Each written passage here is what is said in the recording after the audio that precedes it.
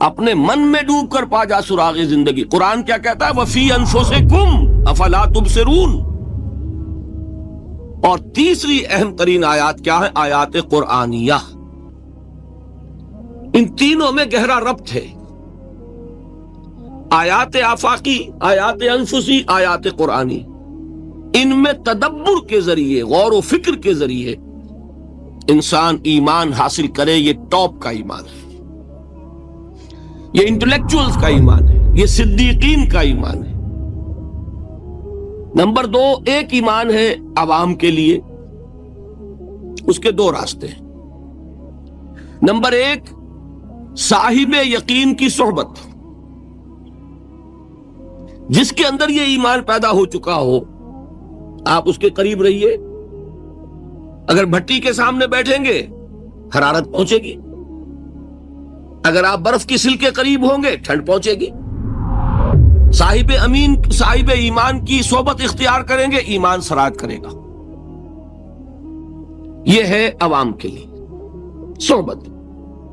کونوا مع الصادقین، ان کی صحبت اختیار کریں. تیسرا ذریعہ ہے جو ہمارے لیے خاص طور پر جو مسلمان پیدا ہوئے. اب ایک بچہ ہے 7 سال کا، آپ نے نماز پڑھنے کی عادت ڈال دی، پڑھ رہا، اگرچہ غیر شعوری عمر سے شروع کر دیا اس نے. روزہ رکھتا ہے، 9 برس کا ہو گیا، روزہ رکھنا شروع کیا. یہ اعمال جو ہیں ان سے بھی ایک یقین پیدا ہوتا ہے. جیسے یقین سے عمل پیدا ہوتا ہے، ایسے ہی عمل سے بھی یقین پیدا ہوتا ہے.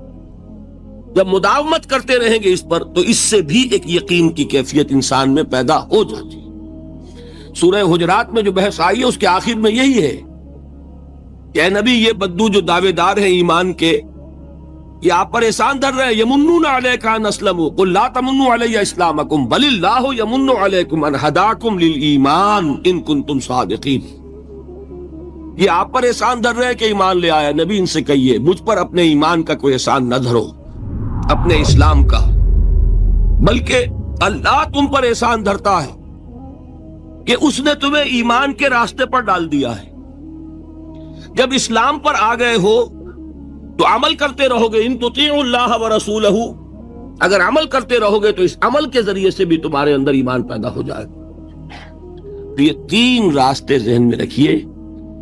جو عوام ہے، غور و فکر، سوچ بچار، اس کی صلاحیت نہیں یا مواقع نہیں، ان کے لیے یہ 2 راستے ہیں: یقین بذریعہ عمل اور یقین بذریعہ صحبت. یہاں سے اٹھا رہے ہیں لوگوں کو، بار بار یہیں آ جاتے ہیں. آپ یادو یہاں پر لیکن نا ان کو دقت ہوتی. یہاں پہ کوئی صاحب پہلے سے روک دیا کرے نا، جو بعد میں گڑبڑ ہوتی. تو ایک ایمان ہے انٹلیکچوئلز کا، صدیقین کا، جن کو قرآن کہتا ہے اولو الالباب الذین یعقلون. ان فی خلق السماوات والارض واختلاف اللیل والنہار لآیات لأولی الالباب. ہوش مندوں کے لیے، عقل مندوں کے لیے، غور و فکر کرنے والوں کے لیے، اصحاب دانش و بینش کے لیے ہماری کائنات میں ہماری نشانیاں ہیں. غور کرو اور ہمیں پہچانو. خود اپنے اندر جھانکو اور ہمیں پہچانو. اور ہماری آیات جو ہیں، ہمارے کلام کی، اس کی آیات جو ہیں، ان میں وہ ایمان رچا بسا ہوا ہے. ان پر غور کرو، غوطہ زنی کرو. قرآن میں ہو غوطہ زن ہے مرد مسلمان. یہ ہے ٹاپ کا ایمان، یہ ہے اصل وہ ایمان کہ جو مطلوب ہے. اب باقی حضرات جو ہیں ان کے قریب رہیں گے، ایمان حاصل کر لیں گے، اور جو اعمال اللہ نے بتائے ہیں ان پر عمل کرتے رہیں گے، ایمان حاصل. اب دوسری بات کی طرف آئیے. نفاق سے کیسے بچا جائے، اس کے لیے بھی 3 عمل ہیں. پہلی چیز، اور 2 چیزیں تو وہ ہیں کہ جو سورہ منافقون ہی کے دوسرے رکوع میں بیان ہوئی. پریونشن کیسے ہوگی، بچو گے کیسے؟ دوام ذکر، اللہ کو یاد رکھو.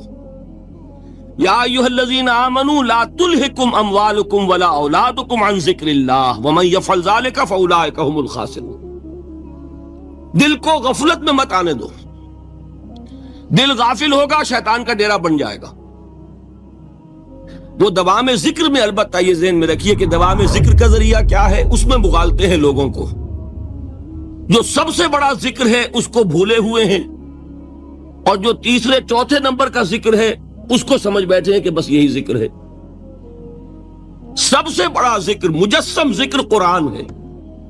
الذکر انا نحن نزلنا الذکر وانا له لحافظون. وہ الذکر کون سا ہے؟ قرآن. اسی کو فرمایا، میں نے وہ آیت سنائی تھی کہ لوگ تنزیہ کہتے تھے، یا ایھا الذی نزل علیہ الذکر انک لمجنون. حضور سے مخاطب ہو کر کہتے ہیں فلاں جس کے اوپر کے اس کے خیال کے مطابق ذکر نازل ہوا ہے، ہم تو تمہیں پاگل سمجھتے ہیں. وہاں بھی لفظ کیا ہے؟ الذکر. تو معلوم کیا ہوا؟ انا انزلنا الیک الذکر لتبین للناس ما نزل الیہم. یہ الذکر ہے. تو اس سے بڑا ذکر کوئی نہیں. تلاوت قرآن، تدبر قرآن، غور و فکر قرآن کا، قرآن کو یاد کرنا. اس پر میرا کتاب چاہے مسلمانوں پر قرآن مجید کے حقوق، اب تو یہاں شاید کوئی کتاب موجود نہیں رہی ہے، بہرحال اگر آپ کو ضرورت ہوتی ہے پاکستان سے منگا لیتے ہیں ہر شے، پڑھیے انشاءاللہ آ جائیں گی چیزیں. نمبر 2 ذکر کیا ہے؟ اقیم الصلاۃ لذکری. نماز کو قائم کرو میری یاد کے لیے. یہ ذریعہ ذکر میں، وہ تو ہے ہی مجسم ذکر، اور یہ ذریعہ ذکر میں سب سے اہم ہے. یہ عملی ذکر بھی ہو رہا ہے اور قولی بھی ہو رہا ہے. سورہ فاتحہ پڑھی آپ نے، قرآن شریف کی کچھ آیات پڑھی، پھر رکوع کیا. یہ رکوع جو ہے یہ آپ کا عملی ذکر ہے کہ آپ نے اپنے وجود سے اللہ کی عظمت کو تسلیم کیا. پھر آپ سجدے میں گرے، یہ آپ کا عملی ذکر ہے کہ اپنے وجود سے آپ نے اللہ کی عظمت کو اور تسلیم کیا. تیسری چیز ہے مسنون دعائیں اور مسنون اذکار جو حضور سے ثابت. ہمارے ہاں کیا ہو گیا؟ مجھے فلاں بزرگ نے یہ چیز بتائی ہے، وہ تو پڑھتے چلے جا رہے ہیں. نہ قرآن سے دلچسپی، نہ اذکار مسنونہ سے دلچسپی. ادعیہ معصورہ. آپ غور کریں گے کہ زندگی کے ہر عمل کے لیے حضور کی دعا موجود ہے. صبح اٹھے دعا ہے، آنکھ کھلتے ہی بیت الخلاء میں داخل ہونے لگے دعا ہے، نکلے دعا ہے، وضو کرنے بیٹھے دعا ہے، فارغ ہوئے دعا ہے، مسجد کے لیے گھر سے نکلے دعا ہے، مسجد میں داخل ہوئے دعا ہے. مسجد میں تو ہے ہی ذکر، نماز ہے، تلاوت ہے. باہر نکلے دعا ہے، گھر میں داخل ہونے لگے پھر دعا ہے. سواری پر سوار ہو رہے ہیں دعا ہے، اتر رہے ہیں دعا ہے، شیشہ دیکھ رہے ہیں دعا ہے، کپڑے پہن رہے ہیں دعا. زندگی کا کوئی عمل نہیں یہاں تک کہ جو تعلق زن و شو ہے، جس کو کہ خالص حیوانی بات سمجھا جائے گا، اس کے لیے بھی دعا ہے. غفلت میں وہ کام بھی نہیں کرتا. سمجھ رہے ہیں آپ؟ اب آپ غور کیجئے، اس میں کوئی اضافی وقت نہیں لگا، کوئی اضافی پوسچر اختیار نہیں کیا آپ نے، یوں بیٹھو، اس طرح بیٹھو، یوں کرو. کوئی آپ کا وقت اضافی نہیں لگا. جو کام کر رہے ہیں اور آپ اللہ کو یاد کر رہے ہیں، اور وہ اللہ کی یاد اس کام کی مناسبت سے ہے. ان ادعیہ معصورہ سے 2 تعلق جڑ گئے انسان کے. دعا کس سے کر رہے ہیں؟ اللہ سے. جڑا کہ نہیں؟ اور یہ الفاظ کس کے ہیں؟ محمد رسول اللہ کے. تو آپ کے 2 تعلق جڑ گئے. آپ اپنی جی سے گھڑ کر دعا مانگیں گے تو پہلا تعلق تو ہو جائے گا، دوسرا نہیں ہوگا. بہتر سے بہتر دعا مانگ لیں آپ. لیکن حضور سے جو معصور اور مسنون الفاظ جب آپ زبان سے نکالتے ہیں تو آپ کا تعلق اللہ سے بھی ہوا بذریعہ دعا، اور وہ الفاظ چونکہ حضور کے ہیں صلی اللہ علیہ وسلم تو حضور کے ساتھ ہوا. یہ تیسرا درجہ ہے.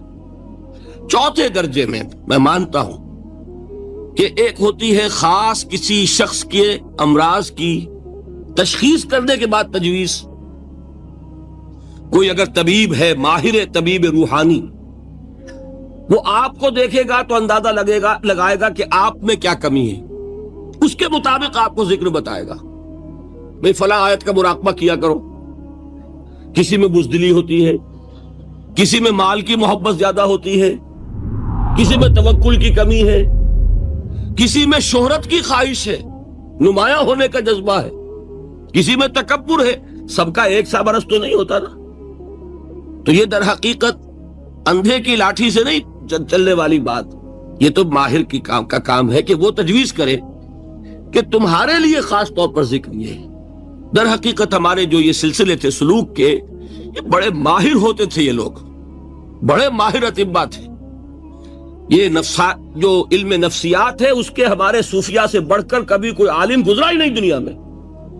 فرائیڈ کیا ہے اور ایڈلر کیا ہے اور یونگ کیا ہے، بچے ہیں. ہمارے صوفیاء اکرام نے جس طرح انسان کی نفسیات کو سمجھا اور وہ ان کی مناسبت سے تجویز کرتے تھے. لیکن اس کو رکھا جائے گا چوتھے نمبر پر. جیسے مولانا احمد علی صاحب فرمایا کرتے تھے بھائی اس آیت کا مراقبہ کیا کرو. مراقبے کیا مانی؟ اب ان الفاظ کو بھی ہم نے خام خواہ کچھ خاص ایک شکل دے دی. مراقبہ کیا؟ توجہ کرنا، دھیان کرنا، خاص اس آیت کے اوپر، اس کے معانی پر اپنے ذہن کو جمانا. وہ کیوں ہے؟ تاکہ آپ کے اندر جو کمی ہے اس کی تلافی اس سے ہو. لیکن یہ کہاں آئے گا؟ چوتھے نمبر پر. سمجھ گئے؟ تو نفاق سے بچنے کا ذریعہ، پریونشن کیا ہے نفاق سے؟ دوام ذکر. نہ تمہیں تمہاری اولاد، نہ تمہارے اموال، نہ تمہاری تجارت، نہ کاروبار اللہ کے ذکر سے غافل نہ کر سکے. پنجابی میں کہتے ہیں کہ ہتھ کارول اور دل یارول. کام کر رہے ہیں آپ، لیکن یہ کہ دل اللہ کے ساتھ لگا ہوا ہے، زبان تر ہے اللہ کی یاد سے. جو قرآن یاد ہے، گاڑی میں آپ بیٹھے جا رہے ہیں، 2 گھنٹے آپ کو کار میں لگانے ہیں، قرآن شریف پڑھتے جائیے. اس سے بڑا ذکر ہی کوئی نہیں. یہ ہے پریونشن. اب اگر مرض ہو جائے تو کیا؟ اس کے لیے 2 چیزیں ضروری ہیں. ایک دیکھیے عجیب ہے، یہ نفاق کا علاج انفاق سے. صرف ایک الف لگا نا. انفاق کے معنی اور ہے. یہ بنا ہے کس سے؟ نفقت الدراہم، پیسے ختم ہو گئے، مک گئے. یا نفق الفرس، گھوڑا مر گیا. تو مال کو کھپانا، لگانا اللہ کی راہ میں. اگر دل میں نفاق کی کوئی آلائش آئی ہے تو اس کا ازالہ ہوگا انفاق فی سبیل اللہ سے. مال اللہ کی راہ میں دیجئے، صدقہ کیجئے، خیرات کیجئے، دیجئے، اللہ کے دین میں لگائیے. جتنا لگائیں گے نفاق دھل جائے. اس لیے کہ اصل سبب نفاق کا ہے ہی حب دنیا، دنیا کی محبت. لہذا اس کا ازالہ ہوگا جو سب سے محبوب شے ہے، مال. انہ لحب الخیر لشدید. مال محبوب ترین ہے کہ نہیں؟ لہذا اس کو اللہ کی راہ میں لگائیں گے تو وہ نفاق دھل جائے گا. اور ایک اور چیز ہے جو بہت اہم ہے، بہت ہی شعوری طور پر اس کا اہتمام کیجئے. جس وقت دین کے کسی فرض کی انسان کو سمجھ آ جائے، اس کا شعور پیدا ہو جائے کہ ڈیلے نہ ہو. ذرا سا ڈیلے جو ہے اس پر عمل کرنے میں، یہ در حقیقت نفاق کو جڑ پکڑنے کا موقع دینا ہے. Immediate action. ایک بات سمجھ میں آ گئی، فوراً عمل کرو. اس میں شیطان کیا کرتا ہے؟ ذرا ٹھہر جاؤ، ابھی دیکھو یہ فرض ہے، یہ ذمہ داریاں ہیں، یہ کرنا ہے، اور پھر لگا دینا اپنے آپ کو. بہت سے لوگ کہتے ہیں بس یہ ریٹائرمنٹ کے بعد تو سارا میں دین کے لیے وقف کر دوں گا. اول تو خدا کے بندے تمہارے اندر رہ کیا جائے گا ریٹائرمنٹ کے بعد؟ سارا تو کھپ چکو گے، رہ کیا جائے گا؟ دوسرے یہ کہ یہ بھی جان لیجئے کہ کار دنیا کسے تمام نہ کرد. ریٹائرمنٹ کے بعد کون فارغ ہو جاتا ہے؟ بیٹوں بیٹیوں سے فارغ ہوئے تو پوتے پوتیاں موجود ہیں، نواسے نواسیاں موجود ہیں. کبھی بھی وہ بوجھ ختم نہیں ہوتا زندگی کا. وہ تو یہ کہ آج بات سمجھ میں آئی ہے تو آج عمل ہونا چاہیے. قرآن مجید میں سورہ انعام میں بڑی شدید وعید آئی ہے. الفاظ ہیں یہ، وَنُقَلِّبُ أَفْئِدَتَهُمْ وَأَبْصَارَهُمْ كَمَا لَمْ يُؤْمِنُوا بِهِ أَوَّلَ مَرَّةٍ. انسان پر ایک حقیقت کا انکشاف ہوا کہ یہ بات حق ہے، فوراً تسلیم کرے. کسی مصلحت کی وجہ سے، کسی بزدلی کی وجہ سے، کسی لالچ کی وجہ سے، کسی اپنی سیادت یا قیادت کی وجہ سے. کیسے مان لوں؟ لوگ کہیں گے کہ یہ نیچے ہو گیا، وہ اونچا ہو گیا جس کی بات مانی. کسی وجہ سے رک گئے تو اللہ تعالیٰ اندر سے وہ جو استعداد ہے حق کو پہچاننے کی وہ سلب کر لیتا ہے. دوسری بات یہ جان لیجئے، ہمارے دین میں ناقابل عفو جرم کون سا ہے؟ شرک۔ 2 مرتبہ بیان فرمایا گیا سورہ نساء میں صرف، ان اللہ لا یغفر ان یشرک بہ ویغفر ما دون ذلک لمن یشاء۔ اللہ تعالیٰ اسے تو ہرگز نہیں بخشے گا کہ اس کے ساتھ شرک کیا جائے، ہاں اس سے کم تر جس کو چاہے گا معاف فرما دے گا۔ نوٹ کر لیجئے، اس کی بھی اندر بھی اوپن لائسنس نہیں ہے کہ بقیہ سارے گناہ لازماً معاف کر دے گا، یہ نہیں ہے۔ اس سے تو آپ میں جرت پیدا ہو جائے گی، باقی سب کیے جاؤ، یہ نہیں۔ جس کو چاہے گا بخش دے گا، لیکن امید ضرور دلا دی کہ شرک سے کم تر کوئی گناہ ہو تو اس کی بخشش کی بغیر توبہ کے اللہ تعالیٰ نے امید دلائی۔ توبہ سے تو شرک بھی معاف ہو جائے گا، اس سے مراد کیا ہے؟ بغیر توبہ کے۔ اللہ تعالیٰ نے فرمایا کہ اور گناہوں کے بارے میں تو امید کی جا سکتی ہے، لیکن شرک کے بارے میں ہرگز نہیں۔ اہمیت واضح ہو گئی۔ مزید نمبر 3،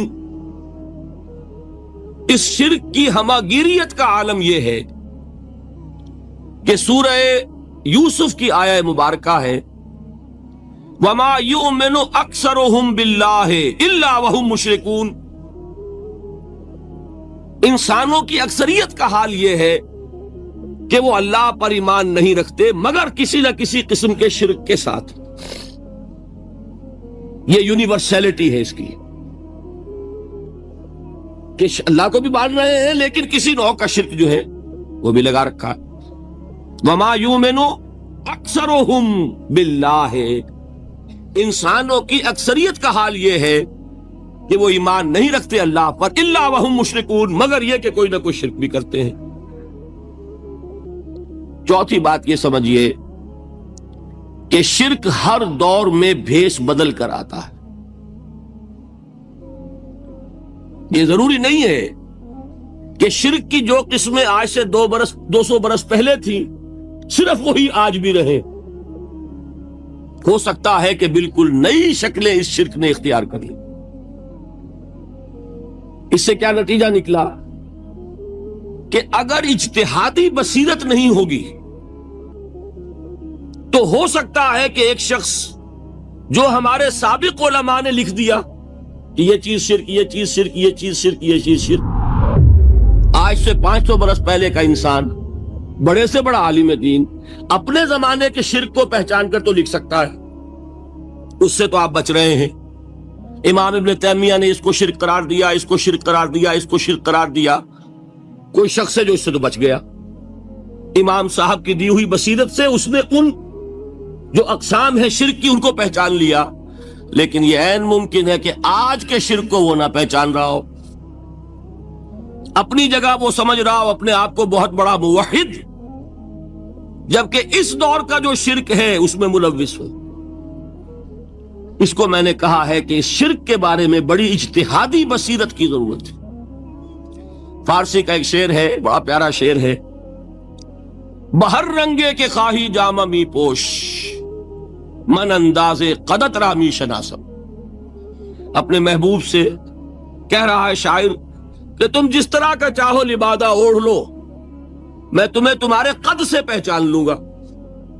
کتنا ہی چھپا لو اپنے آپ کو، کیسے ہی لباس بدل لو، بہر رنگے کے خواہی جامہ می پوش، من انداز قدت رامی شناسم، میں تمہارے قد سے تمہیں پہچانوں۔ یہ اگر بصیرت نہ ہو کہ شرک کو اس کے قد سے پہچان سکیں آپ، اس کے لیے ضرورت ہے اصولوں کی۔ دیکھیے جس طرح الجبرا کے اصول ہوتے ہیں، فارمولہ ہے، فارمولہ ہاتھ میں آ گیا، مسئلے حل کرتے چلے جا رہے ہیں، آپ اپلائی کرنے کی دیر ہے فارمولے کے۔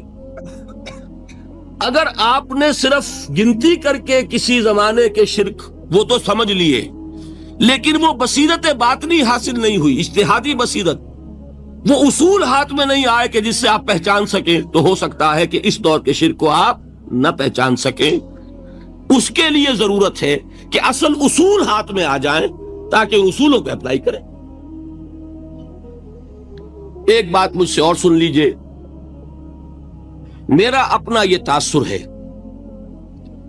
ہمارے دین میں خیر، بھلائی، نیکی، چاہے وہ نظریے کی ہو، علم کی ہو، عقیدے کی ہو، عمل کی ہو، اخلاق کی ہو، وہ سب کیا ہے؟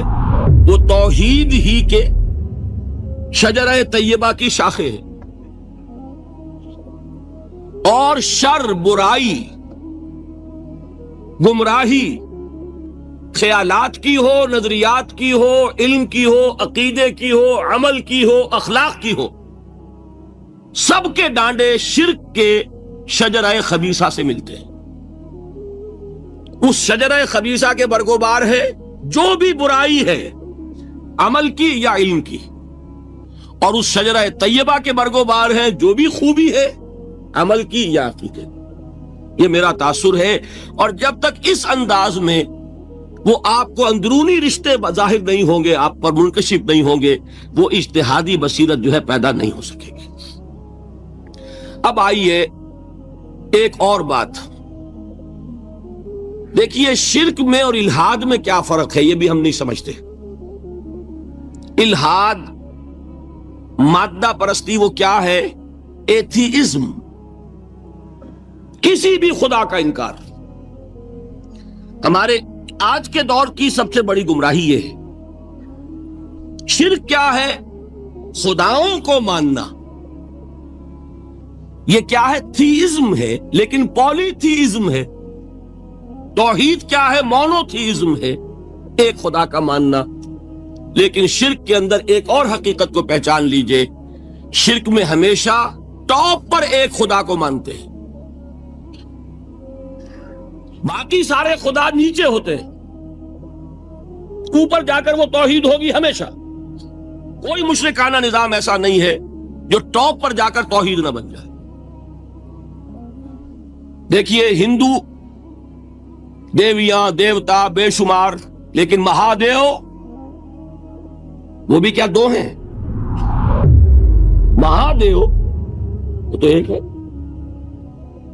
انگریزی میں گاڈز، گاڈیسز، لیکن وہ چھوٹے جی سے لکھے جائیں گے، چھوٹے جی سے لکھے جانے والے gods and goddesses. Roman mythology ہو، گریک مائتھولوجی ہو، ان دیویوں دیوتاؤں کے نام ہی آپ نہیں یاد کر سکتے، لیکن گاڈ بڑے جی سے وہ ایک ہے کہ نہیں؟ ٹاپ پر جو ہے وہ ایک ہے، اس کو وہ بھی مانتے ہیں کہ اومنی پوٹنٹ، اومنیشنٹ، اومنی پریزنٹ، علی کل شیء قدیر، بکل شیء علیم، ہر جگہ موجود، وہ تو ایک ہی ہے، وہ تو کیپٹل جی سے لکھا جائے گا۔ باقی اس کے نیچے فوج ہے دیویوں کی، دیوتاؤں کی، خداؤں کی اور خدانیوں کی، وہ گاڈز اینڈ گاڈیسز ہیں۔ عرب میں کیا تھا؟ میں نے پہلے آپ کو وہ دو مثالیں دے دی ہیں، تیسری اور ایران کی لے لیجئے۔ خیر کا خدا اور شر کا خدا اور، ایک یزداں، ایک اہرمن، ٹھیک، سنویت ہو گئی نا، دو خداؤں کو مانا، لیکن وہی ہیں جو خدائے خدائے گاں، خداؤں کا خدا، اس کو ایک ہی مانتے ہیں۔ یہی معاملہ عرب میں تھا، اللہ وہ ایک ہی تھا ان کے ہاں۔ قرآن میں آتا ہے، ان سے پوچھئے وَلَئِن سَأَلْتَهُم مَّنْ خَلَقَ السَّمَاوَاتِ وَالْأَرْضَ لَيَقُولُنَّ اللَّهُ۔ جب ان سے کہا جاتا ہے کہ کس نے پیدا کیا آسمان اور زمین کو، یہ فوراً کہیں گے اللہ نے۔ فَأَنَّىٰ يُؤْفَكُونَ، تو یہ ماننے کے بعد کدھر جا رہے ہیں؟ وہ کیا کہتے تھے کہ وہ بڑا اللہ تو ایک ہی ہے، لیکن چھوٹے آلہہ ہیں۔ آلہہ اور اللہ میں وہی فرق ہے جو کیپٹل جی کا گاڈ اور چھوٹے جی سے گاڈز اینڈ گاڈیسز، وہی فرق ہے کہ جو مہادیو اور دیویوں اور دیوتاؤں میں ہے، وہی وہاں تھا۔ اللہ وہ ایک اور سپریم، سب سے بالا تر، اس سے اوپر کوئی نہیں، تخلیق میں اس کا کوئی ساجی نہیں، لیکن اس نے کچھ آلہہ ہیں جنہیں کچھ اختیارات تقسیم کیے ہوئے ہیں، کچھ اس کے لاڈلی ہستیاں ہیں جو سفارش کر سکتی ہیں۔ بس یہ شرک تھا مشرکین مکہ کا۔ بات سمجھ رہے ہیں؟ اس کا جائزہ لیں گے تو آپ کو، اور جو آج شرک کی اقسام میں بیان کروں گا اس کو ہاتھ میں لیں گے تو کسی موحد کا تلاش کرنا مشکل ہو جائے گا.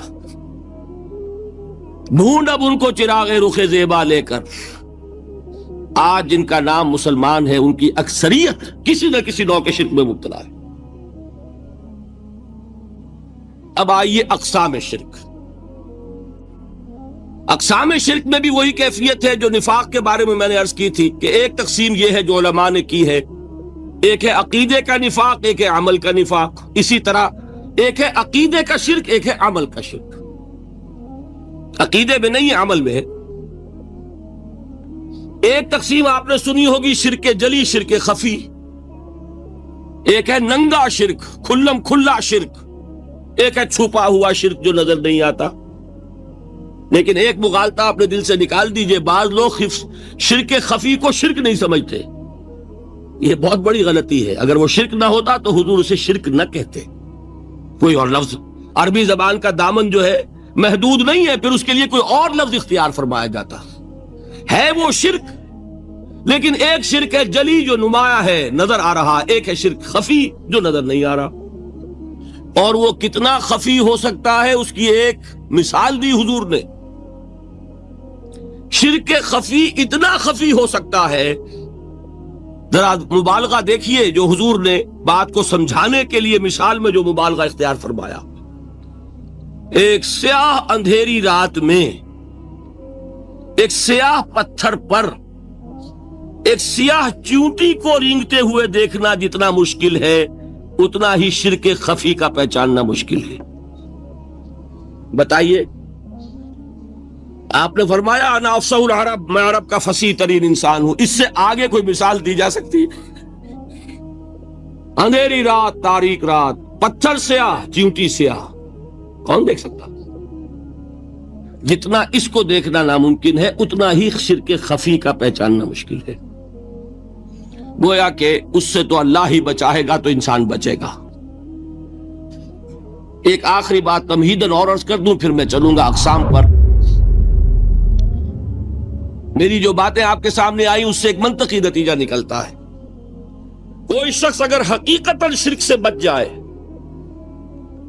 واقعتاً شرک سے بچ جائے، ہر قسم سے بچ جائے، اس سے بھی اوپر کوئی انسان ہوگا. گویا کہ یہ آخری منزل ہے. یا یوں کہیے کہ جس شخص کے بارے میں اللہ تعالیٰ یہ مان لے کہ میرا یہ بندہ شرک سے بری ہے، اس سے بڑی سند کوئی ہے؟ دی ہائیسٹ ٹیسٹیمونیل، سب سے بڑی سند، سب سے بڑی تعریف جو بندے کی ہو سکتی ہے وہ کیا ہے؟ یہ مشرک نہیں. یہی وجہ دیکھیے آپ قرآن مجید میں حضرت ابراہیم کے ذکر میں دیکھیں گے. ابراہیم کا مقام کیا ہے؟ خلیل اللہ، ابو الانبیاء، امام الناس. تین نسبتیں ہیں، تینوں بڑی عظیم. اللہ کے ساتھ نسبت کیا ہے؟ خلیل. واتخذ اللہ ابراہیم خلیلا. ابو الانبیاء، کتنے نبی ہیں ان کی نسل میں؟ اسحاق اور اسماعیل سے چلیے، پھر یعقوب اور یوسف، اور پھر چلیے موسیٰ اور ہارون، اور پھر چلیے سارے انبیاء بنی اسرائیل کے، حضرت عیسیٰ، پھر یہاں تک کہ محمد الرسول اللہ. کس کی اولاد ہے؟ ابراہیم کی. ابو الانبیاء. اور نمبر 3، انی جاعلک للناس اماما، امام الناس. اور قرآن میں جو سب سے بڑی سند انہیں دی جاتی ہے وہ کیا؟ وما کان من المشرکین. تو ابراہیم مشرکین میں سے نہیں تھے. معلوم ہوا کہ یہ سب سے بڑی سند ہے، سب سے بڑا سرٹیفکیٹ ہے، سب سے بڑا ٹیسٹیمونیل ہے جو اللہ کی طرف سے کسی کو مل جائے.